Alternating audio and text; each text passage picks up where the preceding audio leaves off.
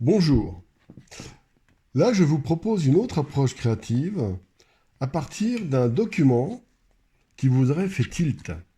Voilà, par exemple, j'ai vu cette jeune femme, cette photo, et je la trouve très jolie, très expressive, très mystérieuse, dans ses gris, ses bruns, ses gris-bruns, etc. Et ça m'a donné envie de faire un tableau. Alors, je ne sais pas si je le ferai, mais on pourrait dire que comment faire à partir d'une photo comme celle-ci pour créer tout un univers différent de la photo. La photo n'est que le prétexte à votre tableau.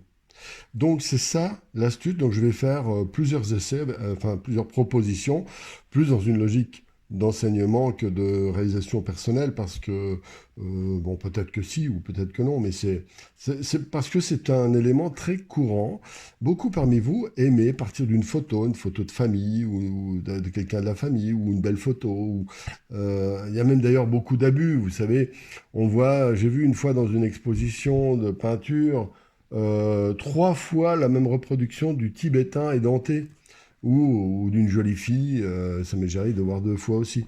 En fait, quelque part, faites très attention à ça. La photo que vous prenez en elle-même peut être une œuvre d'art. Celle-ci, d'ailleurs, je trouve qu'elle est très belle. Mais il faut la réinventer complètement. C'est l'objet donc de cette action. Alors, voilà ce personnage, vous voyez bien, je le sors.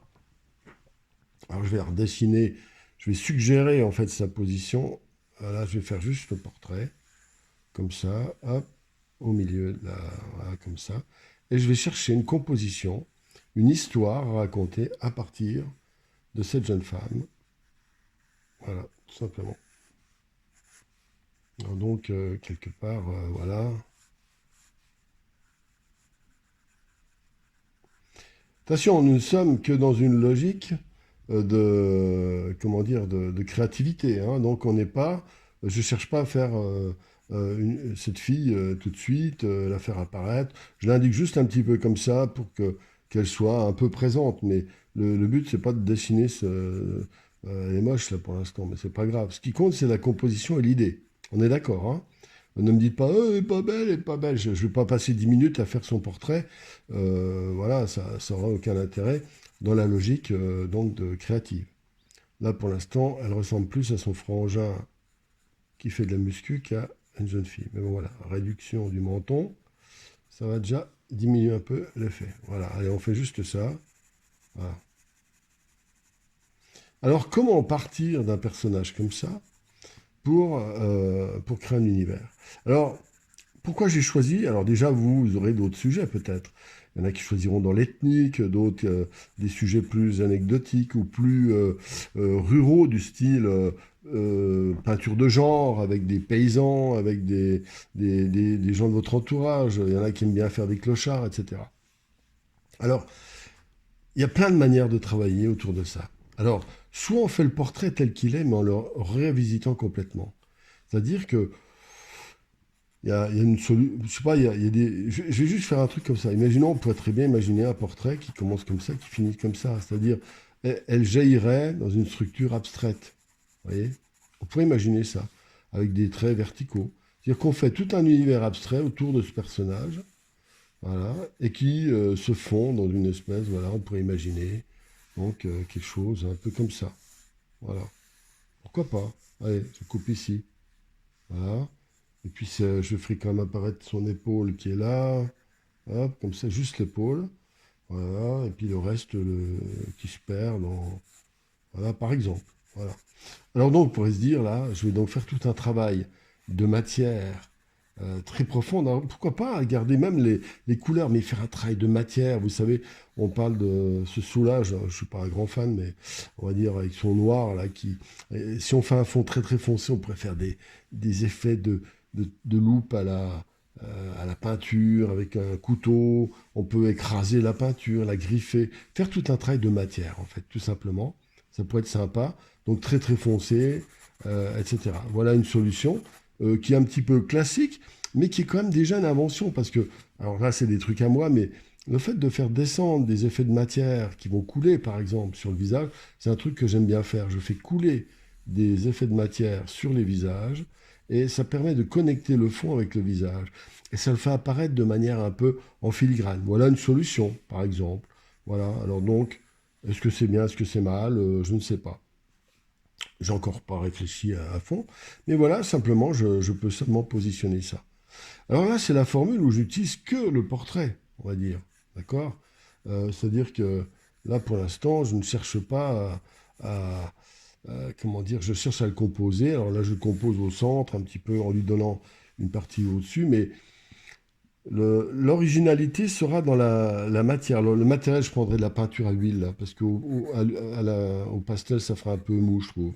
De l'huile, ou avec un fond, je commencerai à l'acrylique, comme je fais d'habitude, un acrylique, sur toile, sur un fond travaillé au couteau, avec des couteaux plus coulure, projection.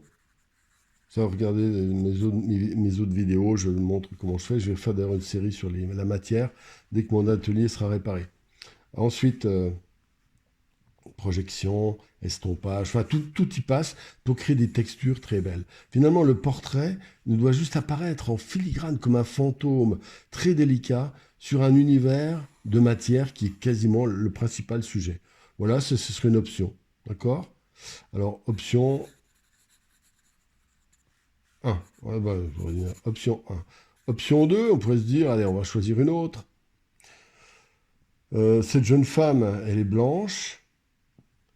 Et on pourrait se dire, tiens, allez, on va... alors, on peut glisser sur un côté... Alors, je vais rester dans mon univers quand même. Hein. Attention, vous, trouvez votre univers progressivement, mais je reste dans mon univers. C'est-à-dire que là, on pourrait imaginer, comment dire, à l'arrière, en faire une sorte de magicienne, pourquoi pas. Voilà. Donc, on fait... Alors, attention, alors là, c'est des trucs... N'ayez pas peur d'être kitsch. Là, ça peut être vachement kitsch, hein, parce que si je fais des arbres, etc., ça fait vite film d'animation Walt Disney, quoi. Faut faire gaffe aussi. Donc, je pourrais mettre des arbres. Alors, je mettrais des arbres qui volent. Je mettrais une pomme noire. Allez, tiens, je mets une pomme noire. C'est un symbole d'Ève, avec qui est croqué. Voilà. Je plaisante un petit à peine en disant ça. Voilà. Donc, c'est une idée. Option 2.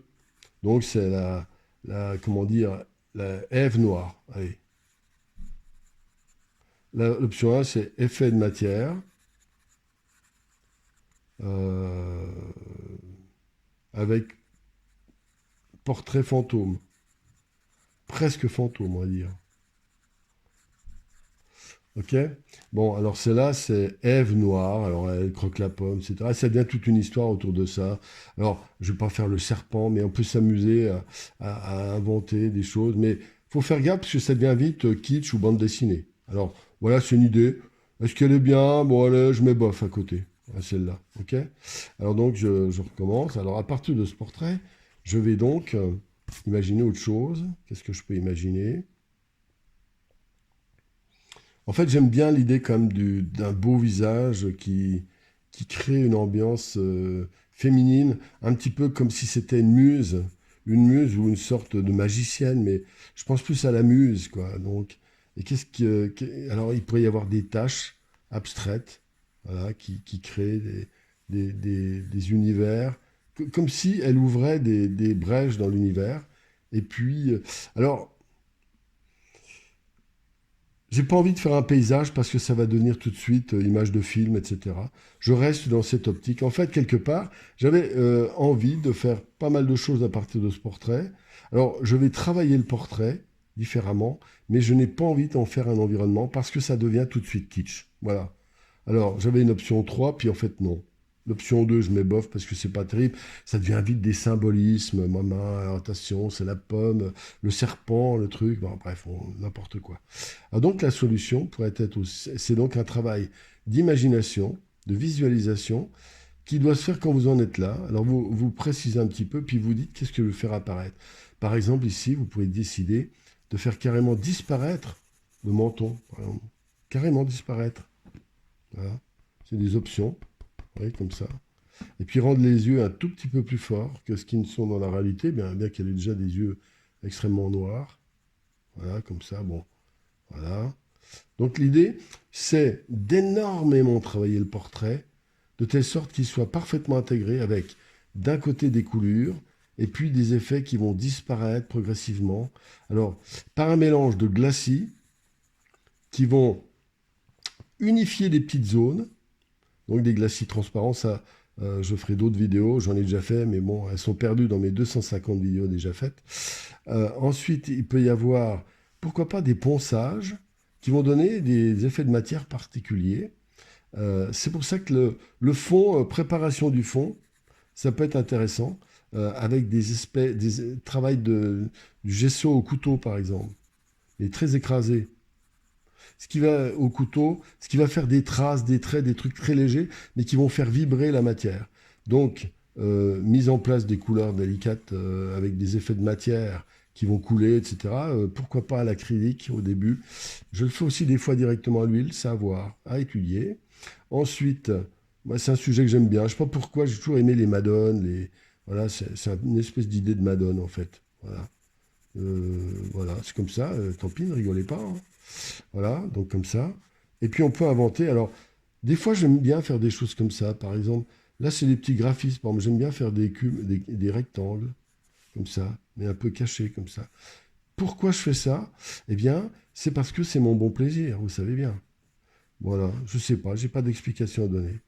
Pourquoi je pourrais faire des choses comme ça? En fait, c'est l'idée que c'est un monde avec plein d'éléments structurés, comme des rectangles, euh, qui sont en décalage.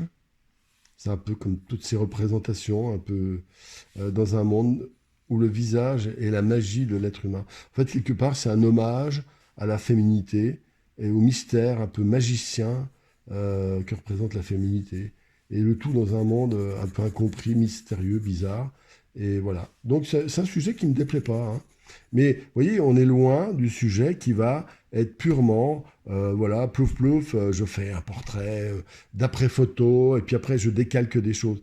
C'est pas des décalcomanies. En fait, tout le travail, c'est de savoir dans quelle proportion on va faire disparaître telle ou telle zone, comment on va rendre plus forte telle ou telle zone, est-ce qu'on augmente les contrastes, comment on va traiter les cheveux, est-ce qu'on fait tous les cheveux aussi forts du haut en bas ou depuis là jusqu'en bas.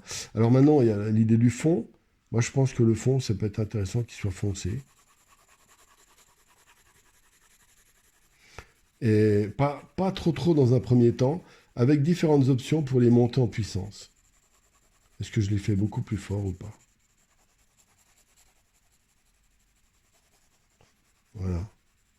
Vous voyez, comme ça, tac.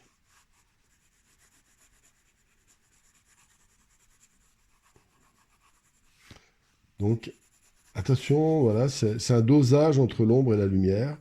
Et ces rectangles, il faut qu'ils soient visibles, mais pas trop. Et on bénéficiera toujours des glacis, des ponçages, des petits effets de matière pour jouer là-dessus. J'aime bien l'idée de la matière parce que je voudrais pas. Vous savez, c'est comme un tableau. Il faut éviter qu'il y ait quatre sujets en même temps. Là, il y a déjà un sujet. C'est cette expression que j'aime énormément chez cette jeune femme. Et bon, je ne sais pas si je la ferai parce que ou il faudrait que je change son visage. Il y en a mais je veux pas qu'elle soit ressemblante par rapport au sujet original. Je ne sais pas si je la ferai en fait. Mais voilà, ça c'est une manière de retraiter, de réinventer tout un sujet. Voilà, donc comment dire. Alors après, il y a d'autres astuces. On peut très bien décider de faire des zones qui vont être elles-mêmes vraiment foncées, comme ça par exemple. Voilà, juste dans un endroit. Alors, voilà, par exemple comme ça. Hop, hop, hop, hop. Avec des tâches différentes. Alors, c'est là où le graphisme joue un rôle. Est-ce qu'on fait des tâches très foncées? Voilà. Donc, voilà comment je prépare un tableau. Ouais, éventuellement, je le ferai. Voilà, vous avez compris. Alors, ma foi, amusez-vous avec des portraits aussi. Vous voyez, il y a eu l'approche par la couleur, par un modèle qui vous plaît, par une idée que vous pouvez avoir, parce que vous avez, par exemple, l'histoire des tomates, euh, etc. Il y a plein de points d'entrée pour l'imaginaire et pour être créatif. Et ce genre de petite carte postale, on va dire, est extrêmement intéressante parce que vous pouvez en faire allez, 3 à 4 par heure. Voyez. Alors il y a les idées qui peuvent s'aboutir un peu plus, on peut passer une demi-heure, Dépassez pas une demi-heure, franchement. Et puis parfois, ça peut être 2 minutes et vous en faites 10. Voilà, mais quand vous faites voilà, 2 minutes, ça peut être des trucs un petit peu à l'arrache. Vous savez, c'est comme les croquis. Il y a les croquis, quand on fait poser modèle vivant, elle peut poser, j'adore le terme modèle vivant, vous imaginez si elle était morte. Enfin bon, euh, quand une personne pose, il y a des pauses de 25 minutes par exemple, ou une demi-heure, et puis il y a les pauses de 2 minutes. Mais c'est un peu pareil. Au niveau de la créativité, c'est une manière de fonctionner différemment avec des parties différentes du cerveau. C'est-à-dire si vous travaillez en une demi-heure, vous n'utiliserez pas les mêmes ressources de votre cerveau que si vous travaillez en quelques minutes. Des choses vont apparaître différentes, donc c'est bien aussi. Alors je vais refaire une autre vidéo sur le thème des dessins rapides,